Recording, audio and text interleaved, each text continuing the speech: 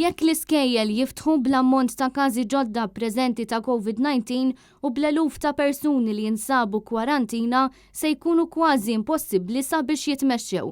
Dan saħqitu l-Union tal-Għalliema l-MUT kif il-President tal-Union Marco Bonnici saħaq li fil-waqt li għad trid tiffinalizza l-pożizzjoni tagħha dwar jekk l-iskejjel għandhom xiftħu jew le għat-term il-ġid, matul il-ġimgħa d-dieħla saħaq bl-aktar moċċar li se jkun ferm diffiċli li jiftħu bil-elezzjonijiet ma jkunux infixkla bl-ammont ta' każi ġodda li pajjiżna qed jirreġistra.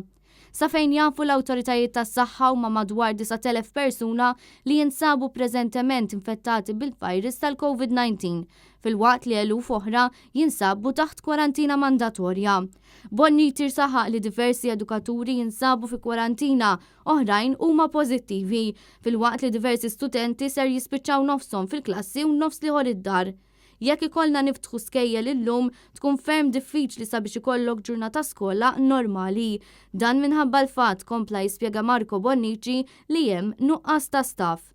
L-aħħar żieda qawwija fil-każi ġodda beluf irreġistrati kuljum qed iqanqal ċertu dubji serji fost l-għalliema u l-ġenituri dwar jekk huwiex għaqli li skejjel jinfetħu fl-ewwel ġimgħa ta' Jannar.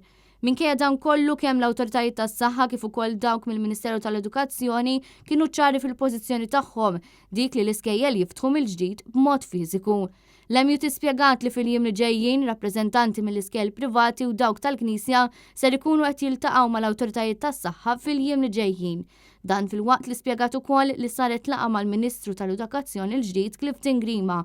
Madankollu ma ntqal xejn ta' barra minn hawn hekk kif kienet biss waħda introduttorja.